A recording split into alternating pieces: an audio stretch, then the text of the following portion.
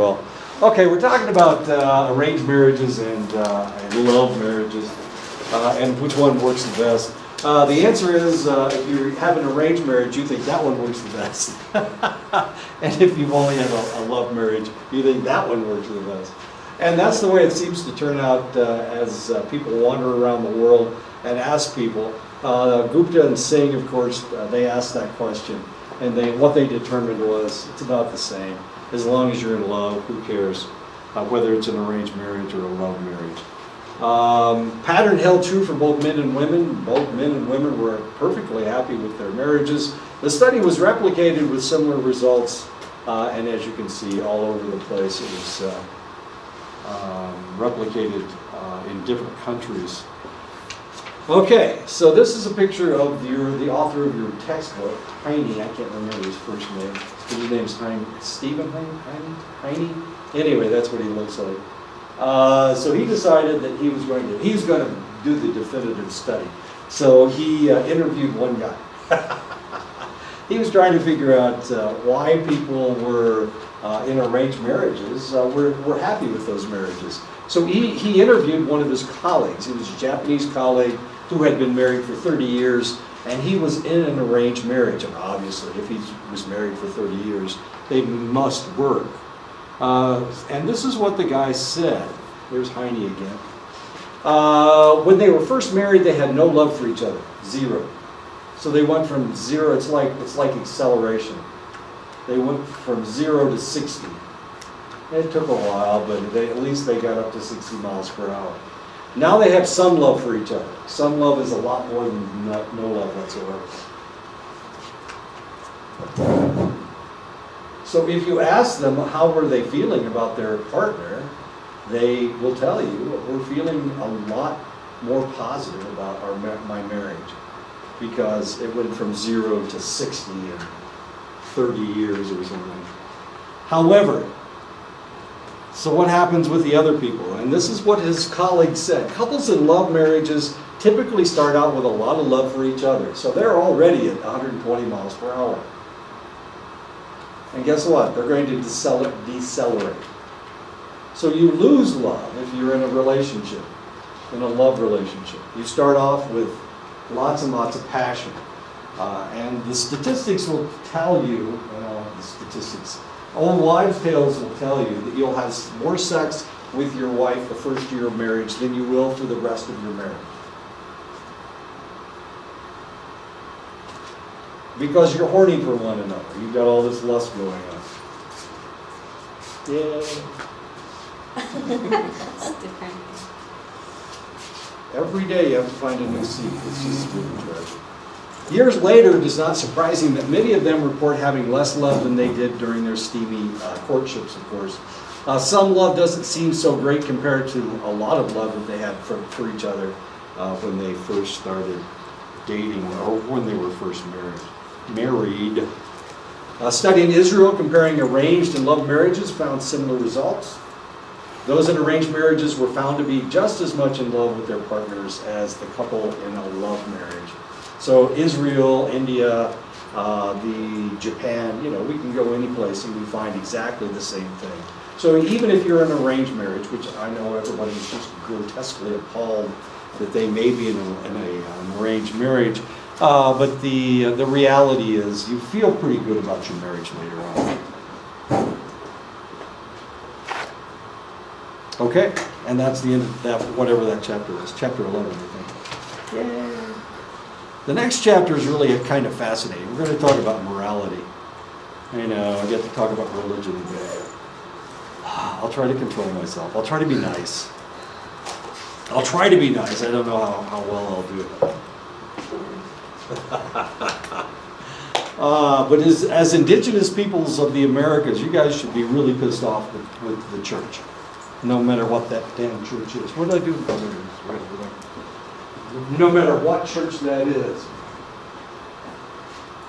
Because that's what the Europeans used as an excuse for coming over here and doing some of the god-awful things they did to you guys. Especially the Catholic Church and the Spanish. But also the Protestant Church and the English. And the Catholic Church and the French. a lot of the excuses they used for doing some of the nasty things that they did came out right out of the church, the morality of the church. The idea was that they were spreading the word, and that's what, evidently, there are a lot of people that think that that's what the Bible tells them to do. They have to spread the word. That's why you see these Mormon missionaries wandering all over the place. I was getting my mail the other day. There were those two pups. Those two Mormon pups were in there. They weren't trying to convert anybody. They certainly didn't try to convert me. Way too old to be converted. Are you talking about the ones that drive around the vehicle, the white vehicle, those two young guys? I don't know. You can tell them because they've always got black pants on, a white shirt. Yeah, they visited us the other day last week. Did they convert you? Well, our family was already part of the Mormonhood. Oh. But we were 12 years, but like, we kind of like got away from it. Back to native traditions. So you've backslid. I guess that's what they call it. But we were nice to them. Like we were just like, oh, okay. Like it was kind of like wasting our time, though. Like, I know, you know. but we didn't want to like just like say no. Yeah, slap them. We at least like talk to them. Yeah, yeah. I've got a couple books of Mormon from being too nice to those guys. Oh yes, yeah, they gave us a book too. Jehovah's Witnesses, I can't drive on the way. It drives my wife crazy. I talk to these people, and she says, "Why do you talk to them? You don't believe any of this stuff." What is there? Mormon, Jehovah, and then there's that one where they have prophets, self-proclaimed prophets, and they're like the women can't wear makeup. They have to wear really long dresses, and they call it the family, and they have like little cults of them. Oh my God, I don't know. I was watching 2020, and there was one on I want to say it keeps coming to mind, but anyway, they were really interesting people, they were scary. If you go for that stuff, I don't know who you're talking about specifically. I don't go for it. I've had a lot of Jehovah's Witnesses, like they give you the Watchtower is the magazine they give you. They come by once a month. This was happening to me in Iowa, and so one day this lady knocked on my door, and I had just finished running downstairs. I'd run like 3 miles, so I'm sweaty. I'm all sweaty, and of course I've taken off my sweat-soaked shirt, and I'm wearing spandex pants, running pants, and so I answered the door with a towel wrapped around my shoulders. That's the last time I saw those people. So if you stand in front of them with hardly any clothes on, they won't come back. I've met witness. I've noticed. Jehovah's Witnesses have always harassed me from wherever I am.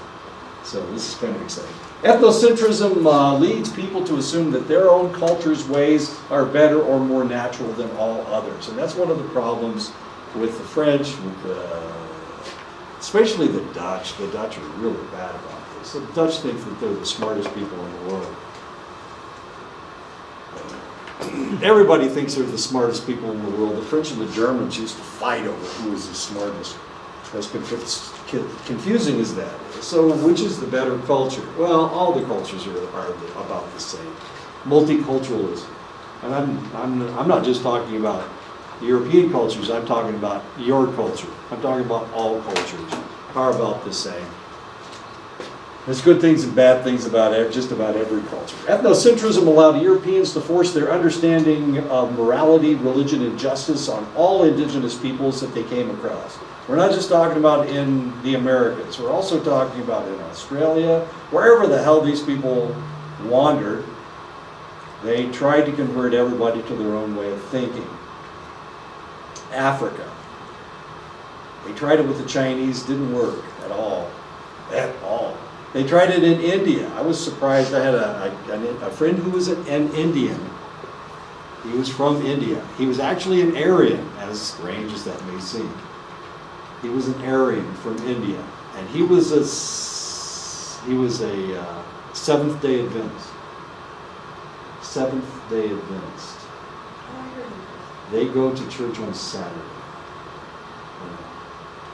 That's the most popular Christian religion in India is the Seventh-day Adventists. As nobody knows what. I don't understand. Anyway, a lot of Jainists in India, a lot of Hindus in India. About 30% of the population is Muslim in India. But the most popular Christian religion in India is the Seventh-day Adventists. And of course, why were they doing this? Well, they did it in the name of civilization. They said that they were spreading civilization. But if you look at some of the things that were going on in the Americas before Europeans got here, it was a pretty damn civilized place. A lot of trade between South America and North America. They were moving things. The first mound that they found down in Louisiana had riprap. It had rocks from Canada. So they had moved those rocks from up in Canada all the way down to Louisiana. There were rocks from Missouri. They knew they came from Missouri because these rocks only exist in that area. They have found tropical feathers in this area, in Cubans, in ancient Cubans.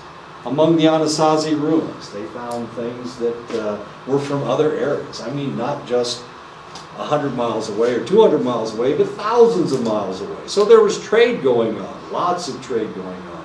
The mound builders, if you dig into the mounds in Indiana and West Virginia and Ohio, one of the things you discover is you discover artifacts from different areas, not just from Indiana, not just from West Virginia, but from South America. You find cockatoo feathers. Now, why the hell would they have cockatoo feathers in Colorado? Trade. It was because of trade. So there was trade going on. So it was fairly civilized. If you look at the structures that were being built, the mounds are amazing. I mean, how in the world do you pile up that much dirt? You get a bunch of people with baskets and you carry it from one place to another. And then they built the mounds. Has anybody ever been to Cahokia over by St. Louis? It's huge. It's a mound that's so large, it has a football field on top of the mound. That's how big it is. It's like 100 feet tall. How in the world do you pile up 100 feet of dirt that's so large that you can put a football field on top? How do you do that? They did it. And it's not the only mound in the area. Okay, so there was a civilization here before. Obviously there was.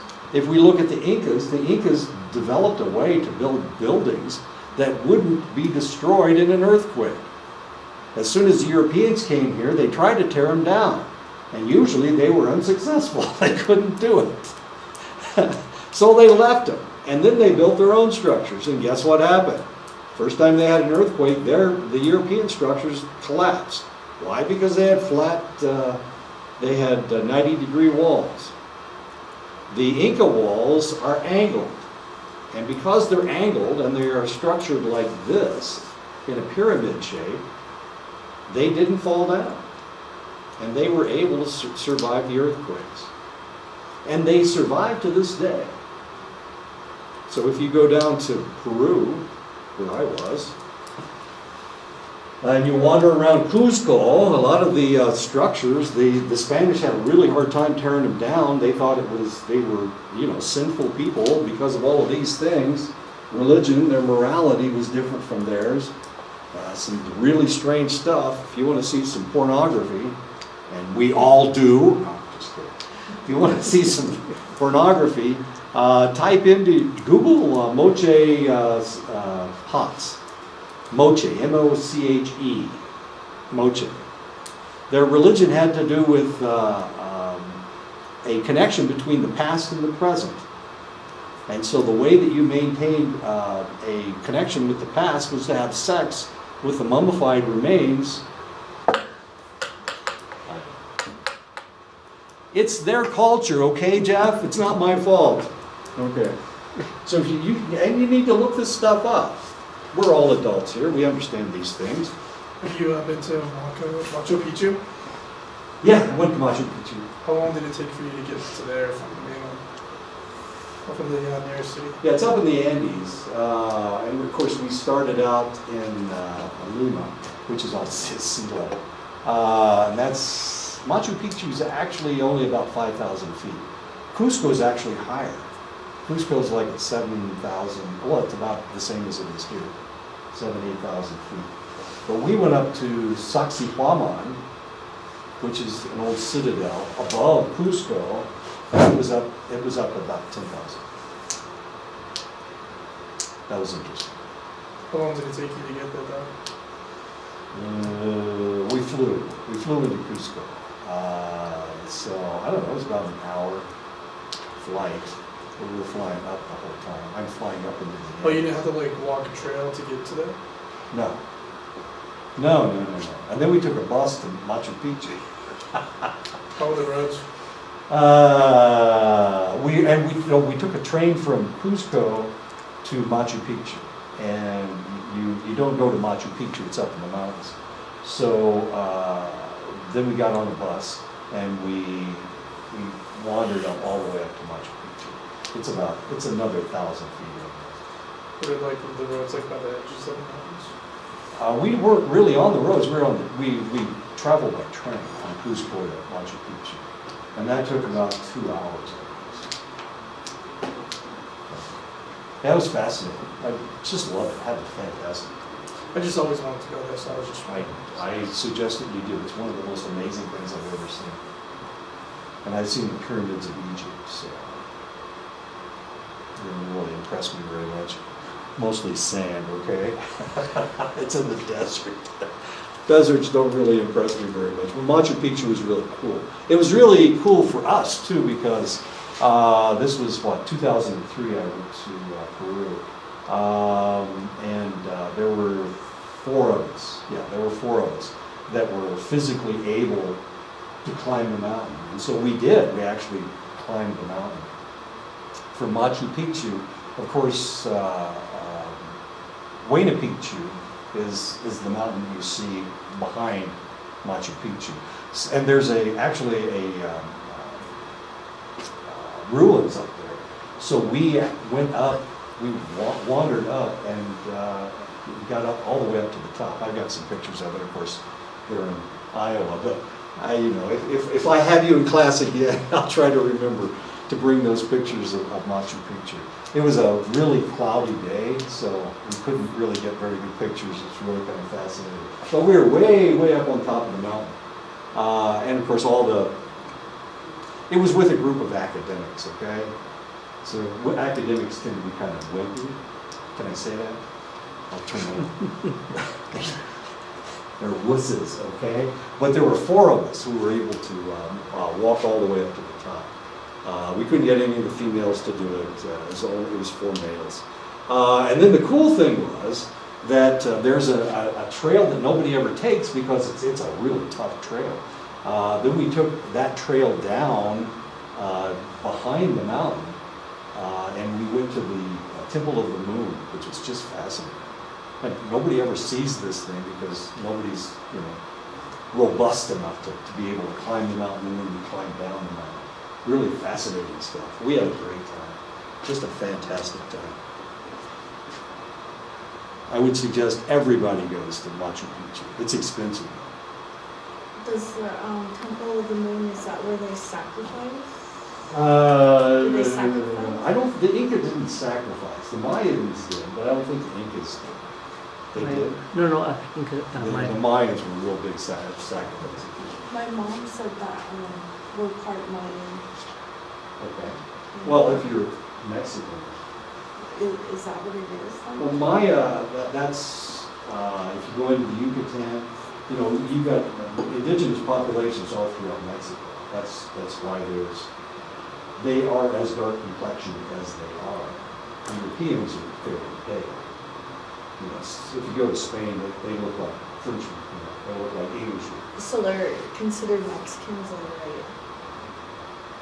If they moved to this area and they were Spanish, There are some Mexicans that are relatively pale, they have a strong Spanish background. But they don't, and that's the bizarre thing about Spanish. They wouldn't let people be they wouldn't let them be their group.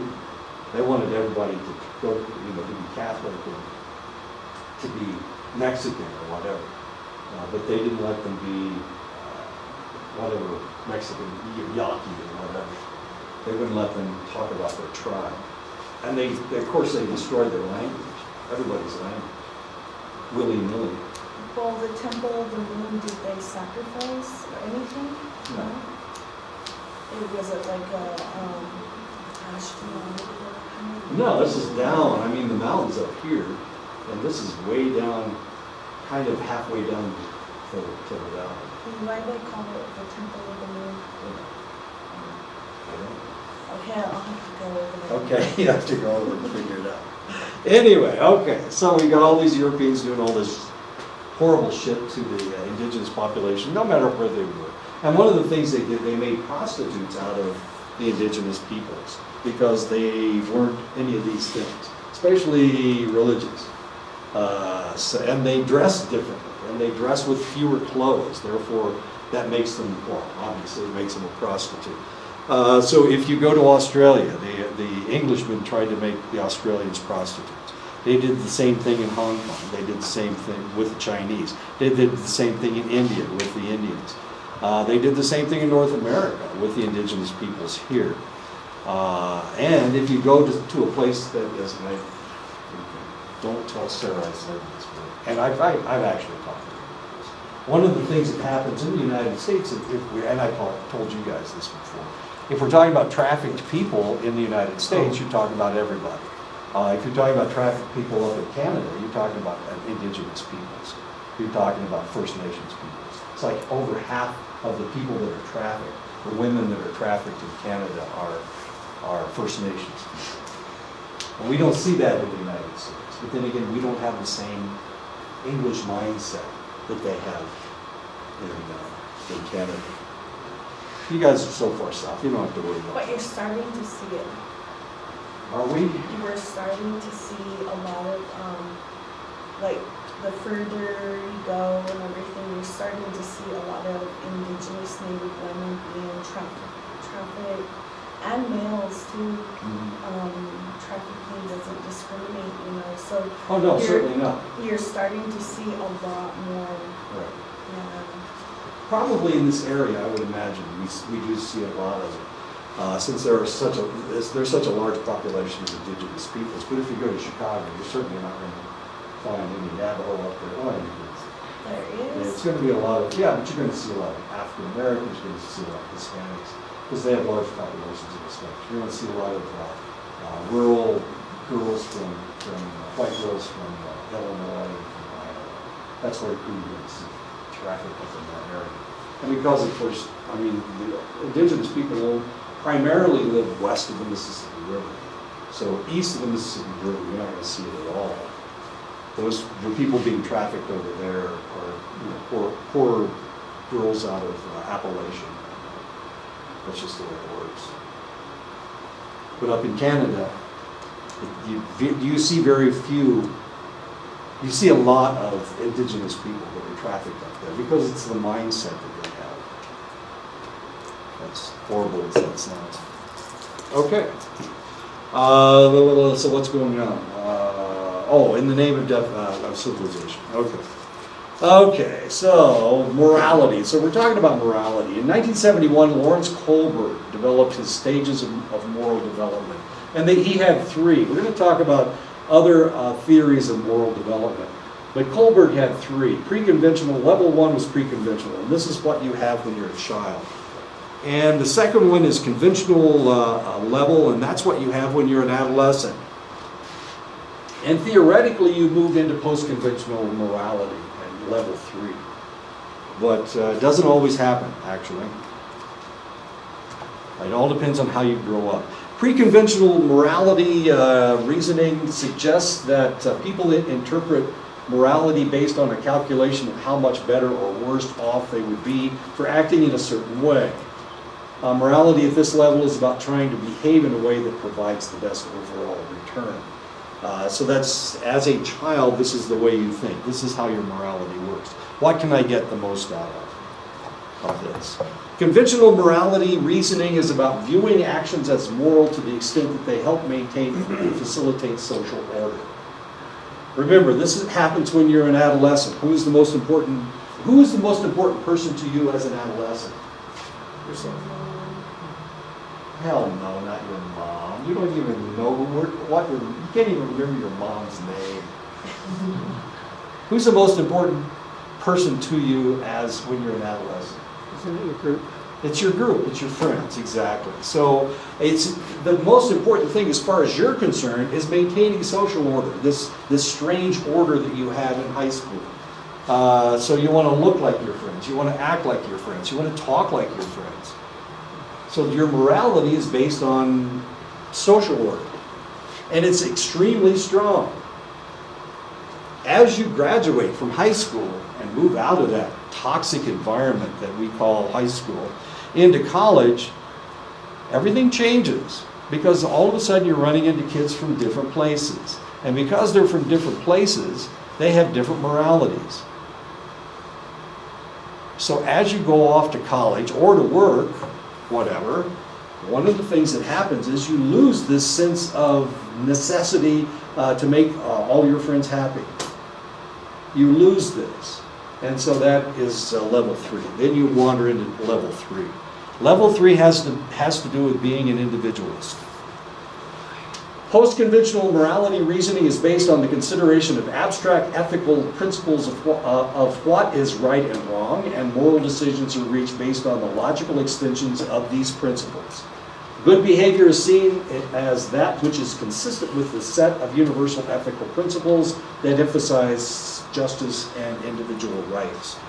Okay, so all of a sudden you're not part of a group anymore. Or maybe you are part of that strange group. But you're also out there wandering around with people that aren't like you or they weren't raised the way that you were. You're suddenly interacting with people that are older than you, that are people that are younger than you. So you realize that this whole concept, this level 2 concept of morality, doesn't exist anymore. It can't possibly exist because you're not in a closed environment like you were when you were in high school. And because you're not in a closed environment, your morality has to change. And now it's based, unless you live in the same place for your entire life, now it's based on this universal ethical principles, this concept of right and wrong. Does all that make sense? Okay. So we go from being a child to where you're egocentric, to being an adolescent where your closed environment is the most important environment, to living in an open environment, in a universal environment. And that is how Kohlberg's morality works. Snary in 1985 did a meta-analysis of 27 cultural areas from around the world that had been tested using Kohlberg's parameters. Kohlberg was really kind of a fascinating guy. Worked at Harvard, died at 60 of a heart attack. But before he died, he had this theory of morality. He wandered around the world looking at different groups of individuals, and what he discovered was they were either in, most of them were either in 2 or 3. They were either in post-conventional or conventional morality. And he looked at 27 different ones, and of course, he published and said this is what morality looks like. There was some universality in moral reasoning. In all cultures, there were some adults who reasoned at the conventional level, which makes sense because they had never left their own social structure. They'd always lived in the same social structure. And in no culture, cultural groups, did the average adult reason at the pre-conventional level. In other words, they couldn't be egocentric. And the reason they couldn't be egocentric is because they were living in a society, and they had to live in that society. So they had to get along with people in that society. Is all this making sense? It isn't? Okay, thanks. I know, this is a tough one. Kohlberg is really tough because he breaks it down, and there's each one has 3 different levels of, 3 different levels of understanding. It gets really kind of deep. kind of strange. But the way I explained it, it makes is the most logical, I hope. So this is the way you think when you're a kid. This is the way you think when you're an adolescent. This is the way that you think when you're an adult. There you go. And it all has to do with where you live and whether you've moved away. So one of the things that happens, and then, they used to say, how are you going to keep them down on the farm after they've seen Paris? That had to do with World War I. The same thing happened after World War II. So there were these huge social changes that took place after people were forced to leave their comfortable structure of the society that they already always lived in. And these people became more and more liberal.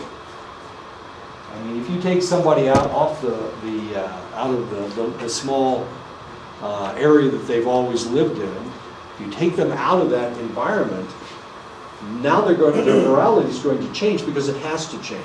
And that's what happened with all those men that were shipped overseas for World War II. That's what happened with all the men that were shipped over to Vietnam. That's what happened with all those guys that were shipped to Iraq and Afghanistan. So you would say there's always a huge social change after each war? After each war, there tends to be a social change. That impacts. Yeah. It happened after Vietnam. You saw what happened after Vietnam. My God. I mean, before we were the United States was fairly conservative. After Vietnam, we were fairly liberal. And so the World War II generation tried to come back and make it more conservative again. And that was Ronald Reagan, was elected president. And he was a very conservative individual. And he tried to return us to the glory that we knew after World War II. But of course, there were all those people from Vietnam, the guys who had been to Vietnam, and of course, their brains were constructed a little bit differently because they lived in a different environment. Now, the funny thing about Ronald Reagan was that he was an actor. That was his job in the war. He was an actor. So he stayed in Hollywood. So he never moved. He didn't leave. He was still but he had actually been born in Illinois and raised in Illinois as a relatively poor individual. And then when he came to Hollywood, of course, it was a change. It was a total social change. So it's not like he had always lived in Dixon, Illinois all of his life. That's, he wouldn't have ever become president if he lived in Dixon, Illinois all of his life. But if we wander down south in the 50s and 60s, a lot of these individuals had never left the South. So they thought that was the only way to be. And of course, how were they? Well, they were racist, of course, because they didn't like black people. Or they thought black people were subhuman. And that's the way they treated them. And it took people from the North coming down to the South to change that whole attitude. Their morality needed to change. So that's what we're dealing with. Evidence of post-conventional moral reasoning was not universally found. Moral reasoning based on justice and individual rights. So we didn't find post-conventional morality everywhere. Of course, we're not going to find post-conventional morality everywhere because we're going to go to villages where these people have only know that social structure. And if you only know that social structure, it's kind of like high school, isn't it? Yeah, unfortunately. Every urban Western sample contained at least some individuals who showed reasoning based on justice and individual rights. So there's always somebody out there who had traveled or had been educated. And the more education you have, the more likely you're going to have post-conventional morality and base your ideas on justice and individual rights. Not a single person from the traditional tribal and village folk population showed such reasoning. And of course that's logical, because if we're dealing with a tribal situation, if we're dealing with an extremely rural situation, these people have never left that rural environment. So their brains are still in high school. That's such a good example. Their brains are still in high school because they've never been anyplace else. That can't possibly be my phone. I forgot. I left it at home. I'm so excited. One reason for the discrepancy between traditional societies and more urbane Western societies may be because of the educational experiences of both societies. The more educated you are, the more likely that you're going to believe in individual rights and justice. The more rural, the less educated you are, the more it's like being in high school. So you can't see beyond the scope of your own village. Okay. Traditional educational practices may not include the same ideas of justice and individual rights. And of course, if we take the CDS classes, what we can see is that they're trying to return you to your traditions. They're using education to do that. Okay, so they're expanding your world. But what they're doing is they're expanding your world to a smaller idea. And that's not a bad idea because that's part of your culture. So you need to understand your culture. But the reality is that every time you Google something, you're expanding your world. Every time you pick up a textbook, you're expanding your world. Just by listening to me, because I have been so many places and done so much stuff. Well, not always good stuff. It's expanding your world. But of course, most of you, your worlds are expanded anyway. They're expanded through the internet. They're expanded through understanding what's going on in the world. So the reality of you guys having a high school mentality, of having conventional morality, is fairly remote. However, there are people in the United States that have that morality. They have conventional morality. Who are these people? Well, they're the guys that grew up in rural Kentucky and have never left their hometown. They didn't go to college. They started working in a factory right out of high school. I went to high school with these kids, and most of them are dead. Why are they dead? Because they thought that was all that there was to life. They never left. They were never able to leave. So what did they do? Well, they got married at 18, of course, went into the factory, started working every day. And what do you do when you're a factory worker? I mean, it's boring work. What do you do when you go home? You drink beer, of course, and smoke cigarettes. Of course you do. You drink beer. What else is there to do? And that's what they did. And now they're dead. Why are they dead? Because they didn't take care of themselves. And then the factories closed, and they got depressed, and that killed them also. You know, when I was driving through Reno, I seen one of these old, or driving through Nevada, I seen one of these older towns, and you could tell they were like a mining or some kind of town.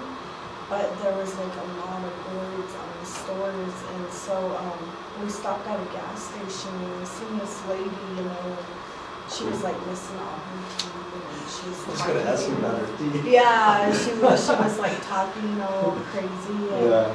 then she was trying to make my students buy grasshoppers, chocolate-covered grasshoppers. And Sounds delightful. and I looked at her and I said, "Have you?" Well, she kept saying, "Oh, they're really good. They're really good." And I go, "Have you tried them?" And she goes, "Oh no, I just like the customers eat them." And I looked at her and I was just like, "Okay."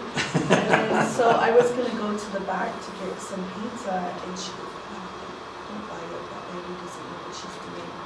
You know, and I'm looking at her and I'm like, "Oh my God, did we stop and hit her?" Yes, you did. Yeah, it was pretty weird though. I mean, it was scary, I guess, in that Ghost Adventures where they take those videos. Mhm. That was the actual town where they seen ghosts in one of the hotels there. And that place is all boarded up. Everything is boarded up. Jeez, how great. So you guys are understanding what I'm talking about, okay. Military people, of course, they move around, and that's why Jeff has an expanded mind. Okay. They moved you from Oklahoma to Texas to Arizona, New Mexico. No. After I left, I moved around. I stayed in Texas most of my life, and then I moved around. So. But people that live in Texas, I mean, if you live in the same city, same town. For this, yeah. I had everyone acts the same. Like there's one high school. I was like, why is that? And like they haven't moved around. I'm like, oh, that makes sense. Yeah, That sort of makes sense. exactly. Yeah, they've all got the same mindset. And maybe the same friends. They've never expanded their friends, their friendship levels. Another explanation for the discrepancies between traditional and Western cultures is that the two types of cultures live in different environments. Because of the harsher environment, tribal and village populations have more concerns than justice and individual rights. They've got more things to think about. Survival, for example, is far more important than justice and individual rights. Schroeder and colleagues in 1977 argued that Kohlberg's model of moral reasoning only represented one of the three codes that people use for moral judgments around the world. And he claimed that there were three of them. Ethics of autonomy, ethics of community, and ethics of divinity. That was Schroeder. Now remember, Kohlberg is from Harvard. He was from New York City. And the guy that wrote your book is from Canada. He's actually from British Columbia. So Schroeder, as it turns out, Schroeder is Canadian. There's a shock for you. Anyway, so we're going to talk about different types of morality. Schroeder and his group referred to Kohlberg's model as an ethic of autonomy. The ethic views morality in terms of individual freedom and rights violations. An act is seen as immoral under the ethic of autonomy when it directly hurts another person or infringes on another's rights and freedoms as an individual. So he sees Kohlberg's as just one tiny part of one of the three types of ethics. Ethics of autonomy, ethics of community, and ethics of divinity. That was my email. Oh, okay, good, congratulations. I never get email. You're gonna make me cry. I think I'm gonna sit down now. A second code of ethics that Schroeder and colleagues proposes is the ethic of community, in which emphasizes that individuals have duties that conform with their roles in a community or social hierarchy. According to this code, there is an ethical principle to uphold one's interpersonal duties and obligations toward others. So you have duties and obligations toward other people. You're raising a family. You're taking care of people. But even if you don't have a family, it goes beyond that, because you have a responsibility to be fair to everybody else around you. And that has to do with the ethics of community. Okay, so there's huge conflict going on in Washington, D.C. right now about the Russians. Did the Trump administration collude with the Russians? Is that ethical? Well, there's a question for you. Is it ethical? You say no. Is it okay? I mean, who cares? You mean to spend time and money to research if they did interfere with the election? Yes. Is that okay? To prevent it from happening again, yeah. Right, but is it okay that Trump did it? No.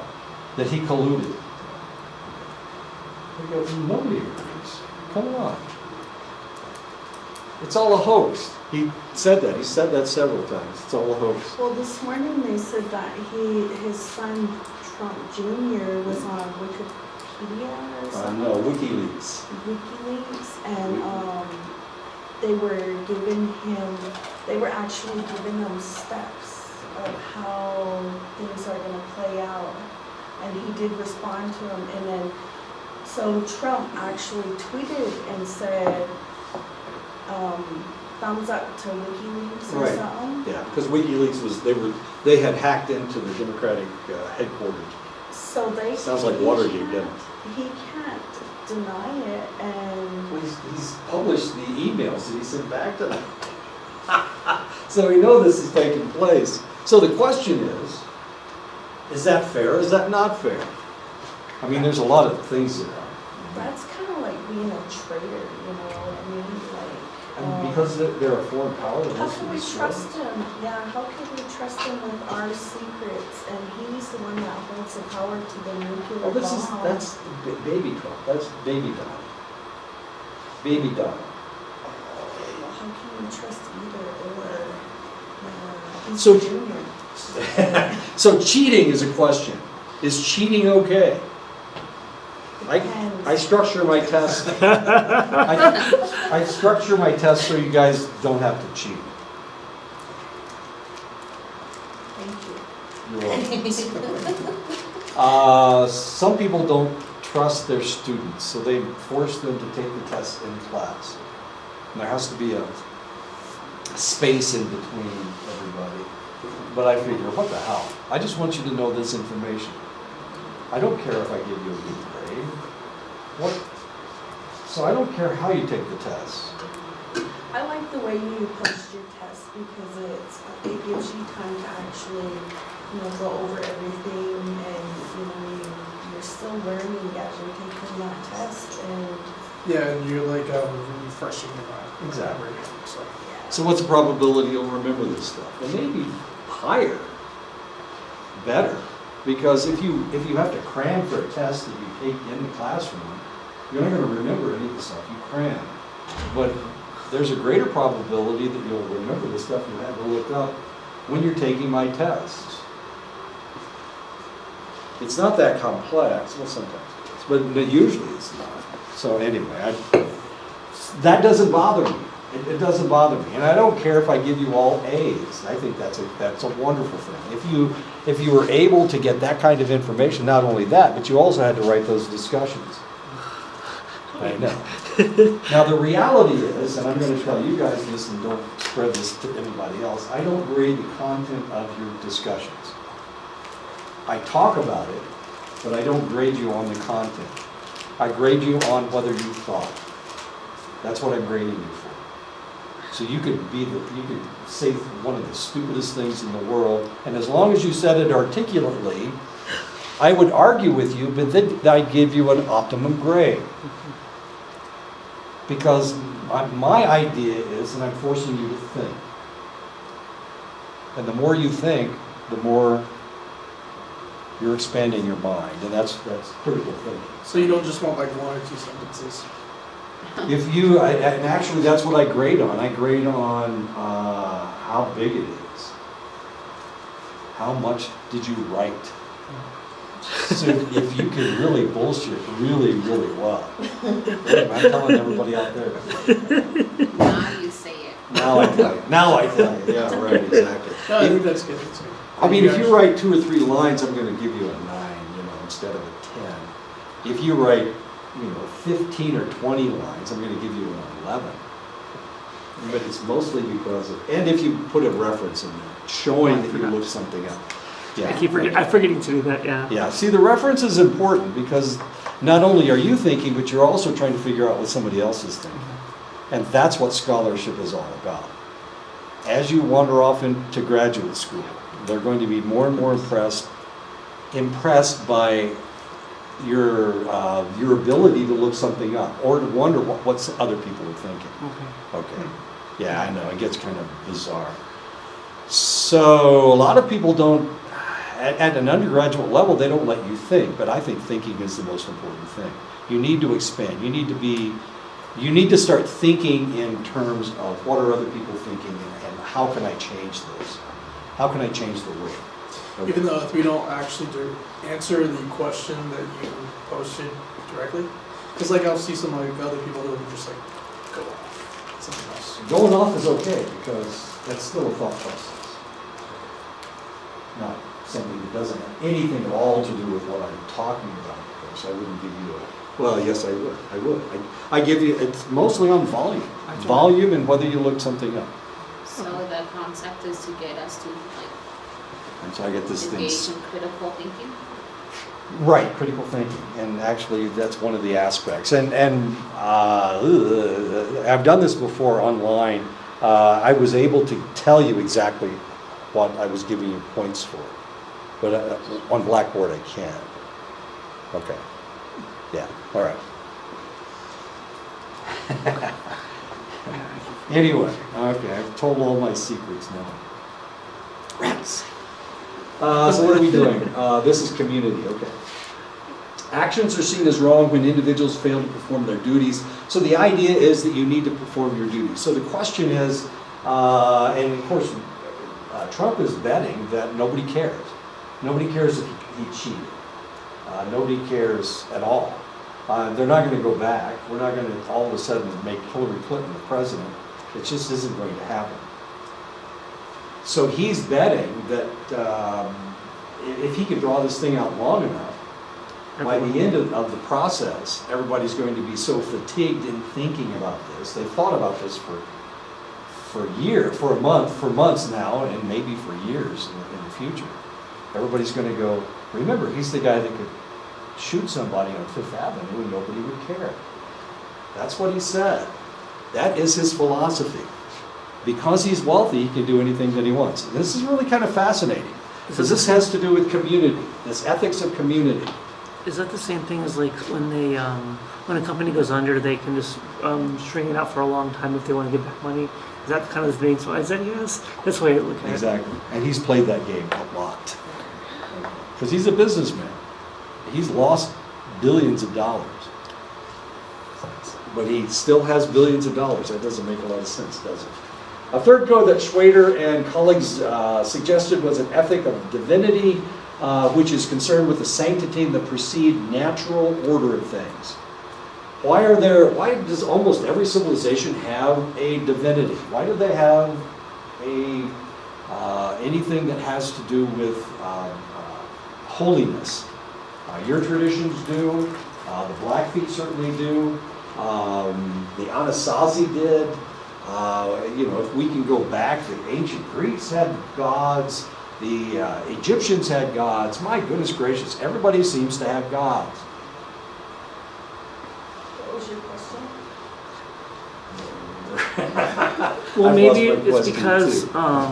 when they have gods, maybe they'll be more conscientious of what they do as a person. Maybe it draws a community together, right? I mean, maybe possibly more moral or less moral, depending on how you look at it. Yeah. How do you keep people from having sex with their own person? You create a divinity that tells them not to. Will it be damned or whatever for what they do? And we don't want. I mean, we can't put up with that. Yeah. Okay. So we create this concept of marriage, which is a religious concept if you think about it. It's a social concept. This code contains the ethical principle that one is obligated to preserve the standards mandated by a transcendent authority. So you guys have everybody has this transcendent being, this holy structure. Everybody does. And whether it's Christianity, or whether it's Hinduism, or whether it's Buddhism, there's always an overarching transcendent figure. And this transcendent figure becomes the controlling process in the entire society. Now, sometimes this becomes so important that one society will attack another society because they have a different transcendent figure. And a good example of this, and I didn't realize this was going on, but there's a shooting war going on between the Pakistanis and the Indians over Kashmir. And an Indian officer was shot and killed last weekend. This is a shooting war. It's been going on for a long, long time. They fire artillery rounds at each other. They usually don't hit anybody, but they're still, it's the daily hate that takes place. What about those princes that were... In Saudi Arabia, Yeah, what is that about? it has to do with fraud. Oh. Ripping people off, yeah. So they're like all in house arrest in the nicest hotel. Yeah, well, yeah, sure. Gold fixtures, yeah, of course. They're on house arrest. However, remember, Manafort and Gates are also on house arrest. They're living in their palatial mansions right outside of Washington, D.C. And they can't go anyplace. They try to get the judge to allow them to put on the ankle bracelet thing. Now remember, Manafort had 3 different passports. So You can only have one. no, you can have more than one. Usually, nobody has more than 2. He had 3. You can have more than one if you travel a lot. So sometimes if you go to a select country, they will confiscate your passport. So you'll need another passport for identification. Okay. But you can only be at one place at a time. So that's only one confiscated passport and one for identification. That's two. So why in the world did he have his third one? So, yeah, wouldn't that be suspicious? Yeah. Okay. That was the whole point. I think that was the point that they were trying to make. I have a passport, but I only have the one, If you have and I'm going a to admit. passport, like say for Canada, Yeah. would it work in Mexico? You mean if you're Canadian, you have a Canadian passport? No, if you're American and you have a passport for Canada, would it work in Mexico? A passport's a passport for any place that accepts American tourists. Except for a passport card. It can only work for Canada and Mexico. Yeah, that's not a real passport. It's just for Canada or Mexico. They're trying to make us get passports right now. Well, theoretically, if you're indigenous and you live on the Canadian border, you can pass back and forth. The Canadian government has agreed to allow you guys to pass back and forth over the border without stopping you. You have the right to do that. And they can come down here. But they stop you now, and last time I was coming back through, I didn't have my passport or my picture ID. I had my Arizona ID, and they told me, they said, if we weren't in a good mood today, we'd make you go to Calgary and you would sit there for 2 weeks and get all your paperwork. And I was just taking my stepmom to physical therapy, Sure. you know, and it's. But I mean, it would be nice if I could use my ID card to get to Mexico. Ooh, we should go to Mexico. You need a passport. You can take your CID, that's what I did. Oh, really? Do you have a travel card? Yeah. Yeah, you can take your travel card and CID. Oh, it works in Mexico too. I know it works in Canada. We have a lot. I took my CID and traveled. Okay, my husband says they'll probably just keep me over there. It's only like, All first time we those. went to Mexico, coming back, we actually got like detained. So, one of their random checks. Oh, My wife and I had a problem getting into Canada, but then again, she's top secret security clearance and all that. They're afraid the Canadians are going to capture her, Let and me- drain her mind of all of her Let me secrets. tell you this story, okay? So my sister was like 2 years old, my dad and them were in Hawaii and everything, so she was getting really lonesome for my other sisters in Canada. So I just barely met my husband. He had a Dodge Neon with Arizona license plates, and then my cousin Jose wanted to go over to Canada.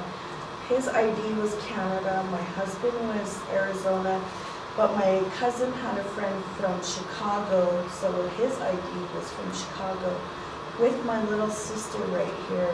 And they get to the border and they start asking for IDs, you know, and they're like, okay, wait a minute, you know. To me too. By golly. It was crazy. They had my husband up in one of those search tower Sure. things. Every time he went across, he got searched, so he doesn't go across anymore. It's funny. Why would they do that? Oh, wait a minute, he's from Arizona. The drugs are coming across the border and from Mexico, so, yeah. They even searched He's my obviously- grandma's van. He was in my grandma's van. We were going to bingo, and they searched literally toilet seats apart, everything. Well, of course, it's your husband's fault, Yeah, because he looks like a drug smuggler. yeah, definitely. Sure. Yeah, they're not Yeah, gonna, it's crazy. grandma's van, so they're not gonna stop it. It's that whole Arizona thing. German sociologist Ferdinand Tönnies argued that there are two ways that people can relate to each other in a group. Gemeinschaft and Gesellschaft, and they're two German words. Gemeinschaft means community relationships binding people together with the social glue of concord. In other words, everybody gets along because we all live in the same community and everybody does the same thing every day. And that's known as Gemeinschaft. So people living in cities, why in the world do they just draw on each other and blow each other away all the time? Why? Because they have all these social rules and those social rules draw them all together. Gesellschaft, on the other hand, are people that act as individuals and have weak binds with society. So Gemeinschaft is what draws people together, and Gesellschaft is what separates people, makes them more individualistic. Now we're talking about Germany here. Remember that he's a German sociologist. So Tony's was looking at individuals in Germany. And there were people that were community members that really did everything that everybody else did. They went to the right churches. They played on the right soccer team. And then there were other individuals that seemed on the periphery. And these were the Gesellschaft. These were individuals that acted as individuals. They didn't go to church. They didn't know all the social rules. And that was Gesellschaft. And if you've ever been to Germany, it makes a whole hell of a lot of sense. Gemeinschaft groups are characteristic of small folk group organizations, and within these groups, interpersonal relationships play an especially important role. People feel connected to one another because they feel a unity of spirit. The relationships are central to an individual's identity. Obligations associated with one's Gemeinschaft carry weight of full moral obligations. And this is what Hitler tied into with the Nazi movement in Germany. Germans want to be part of something, and he was able to tap into that. And the only people that didn't tap into that were, guess who?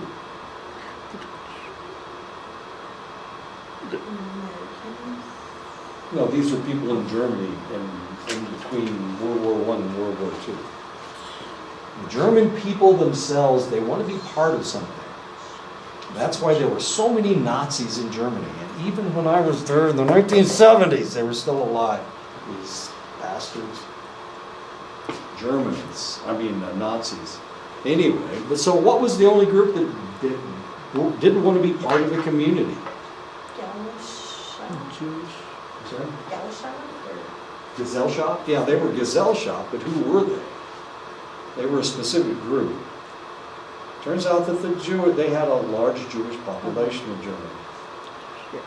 And they didn't, and he used them as the iconic enemy, as the whipping boy, as the Scare tactic. scapegoats. So he blamed everything on the Jewish people because they're not Gemeinschaft. They were Gesellschaft, and because they were different. But there were other groups that separated themselves from the Nazis. Homosexuals, people with disabilities were easy to spot. Of course, the homosexuals weren't that easy to spot, but they were used to not being part of society. So they were Gesellschaft, while all the Nazis were Gemeinschaft. So what did they do with all those people? All the disabled people, all the homosexuals, all the Jewish people, what did they do with them? Get rid of them. They killed them. Yeah, they executed them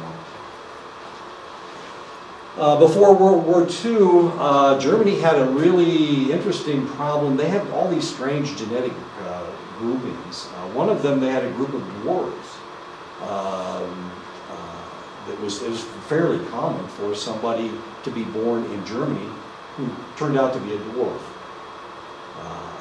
I know, that seems kind of odd. So if you look at any of these old movies where they have people that are dwarves and whatnot, they almost all have German accents because this was a common genetic flaw in Germany. It's a genetic flaw, that's what dwarfism is.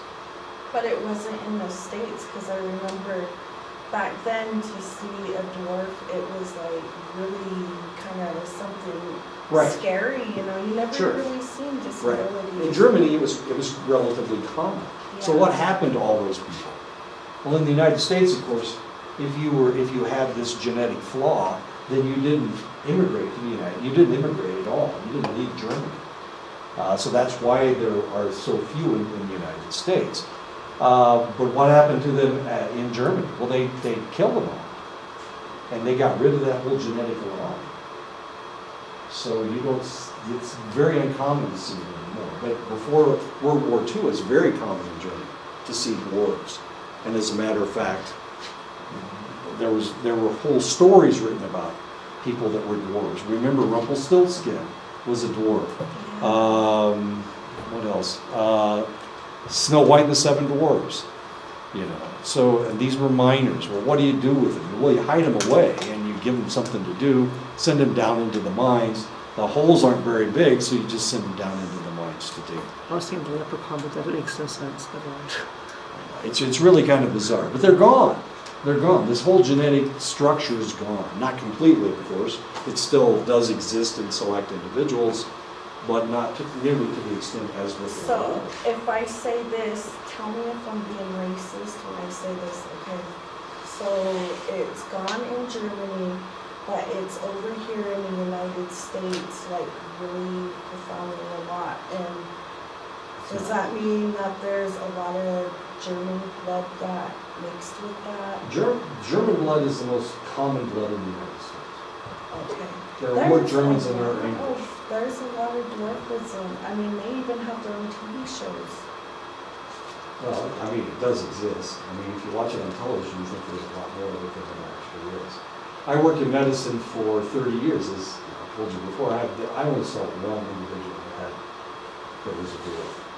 It's a genetic flaw, and one of the interesting things that happens, as this baby is born, their hairline goes down to their eyebrows. So, instead of their hairline being up here on the top of their forehead, it goes all the way down. But when they grow older, they will expand. To some extent, yeah, it does. But of course, they don't grow the same. Okay. What's the legals, or not legal, but What's the this? official term? Yeah. Dwarfism? Yeah. I think dwarfism, I guess. I'm not exactly sure. This was back in, where was I? I was in Omaha. So it was like 84, 85. That's the only one I ever saw. And of course, my job was to draw blood from this individual to find out, to do genetic studies on them, to find out if they actually ruled the village or not. So do neo-Nazis today, like, don't like dwarfs? Oh, I don't, they Because don't like a of, like- lot of different things. They want everybody to be pure, I guess. There was just a rally of 10,000 people in Poland who were right-wing nationalists. So What does that mean? they want the right wing to take over the government of Poland and to get rid of all the people that aren't pure Polish. There's a movement in Germany, of course, and they actually in the last election they did okay. They won like 12% of the vote. So these neo-Nazis, these right-wing fascists. My grandpa had a baby over there when he was in the war. And, yeah. So he got lucky. He got lucky while he was Yeah, I think her name is Shirley Brown, but I never met her. Well, she's my age. She's in her 70s, actually. Yeah. I'm a little she older. would be- I'm a little younger. I was born in 49. She's born in 45, 46. So she's a little younger than I am. Okay, lots of strange things taking place. One of the interesting things about what is going on politically in the United States is that if you remember, after Charlottesville, Trump was blaming the anti-fascists for a lot of the problems in Charlottesville. The people that were against the people that were marching, the Antifa. I know. So if you hear the term Antifa, it means anti-fascist. And that's what he's talking about. So, and he has used that term before. Where the hell did he get it? Well, he got it off of these conspiracy websites. I know. I'd never heard the term before. It was just a brand new thing. Jiminy Christmas. All this stuff is coming out. Antifa, anti-fascists. Which makes a lot of sense. The Nazis were fascists, of course. Gesellschaft are groups that are characteristic of modern Western society. Western societies and treat relationships as imaginary, instrumental, as a means to an end. And that's the reason we are all individualists. We tend to be more individualistic in Western societies. Gesellschaft groups are perceived as relatively impersonal and somewhat contractual, which leads to the necessity of justice obligations to govern disputes between individuals. Once upon a time in the justice system of the United States, you had to do all the things you were supposed to do. You had to be a Christian. You had to have one wife. If you ever committed adultery, it was a criminal offense. All of these interesting things, and part of society trying to tell you how to do things. In Gesellschaft groups, individuals can't be expected always to behave in pro-social ways toward others because they have strong obligations toward them. So formalized rules are necessary to keep people in line. So in a country with that is Gesellschaft, they have a lot of laws that try to control people because that's the only way they can tell people how to act. In a Gemeinschaft situation, everybody acts the same because that's the way your friends act. So Gemeinschaft, Gesellschaft. Gemeinschaft has to do with being socially aware and doing what you're supposed to do. And so society is able to control you mainly by telling you what to do. And one of those things usually is go to church or whatever. Go to that religious structure. People the world over feel a moral obligation to their community. Objective obligations, people believe that they have an obligation to act in a certain way, even if there is no official rule or law that requires them to do so. Remember, when I first got here, I asked you guys how fast I was supposed to drive on the reservation. Because driving 55, everybody and their grandmother passes, literally. So I needed to know how fast I could drive on the reservation. Andre is telling me 70 miles an hour. I'm going, that's way too fast. The speed limit says 55. If I go 70, wow, that's like... It's about 70. So I go 65, and usually I'm okay. I don't get past that much. I do get past. Tell these guys about Montana's speed limit. There is no speed limit in Montana. Well, there is a speed limit. Well, in the daytime there was no speed limit for a while. Yeah. And then at night it was 65 or 55. And then they decided, that's just kind of crazy. So they made it to 70. 80. No. It's 70 on paved roads. Oh, is it? It's 55 on gravel roads. Oh, okay. Yeah. Because Montana's such a wide state to get Exactly. across. Yeah. So it's 70. In other words, you can drive 75 with it and not get picked up. How about that? I know it's nuts. Depending on whether you're native. If you have a res. No, you're right. I was picked up a bunch of times. I had a Fort Belknap license plate, and I was stopped a bunch of times for no reason whatsoever. I don't, they were just trying to slow the Indian down, I guess. But I'm not. You can't tell what somebody is just by their looking at their car. Except I had a Fort Belknap license plate, and I had a dream catcher hanging off of my mirror. So if you looked inside my car, you couldn't tell that I was white.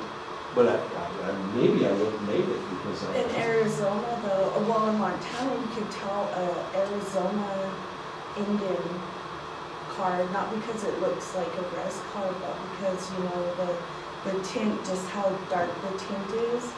And even if they don't have like the dream catcher or anything, you're like, those guys must be from Arizona and they don't have the front license plate. Oh, there you go. No front license plate. That's Montana, you have to have the front license plate? Oh yeah, we have the front license plate. I mean, they do, not us, not me. So do you have to pay for both of them?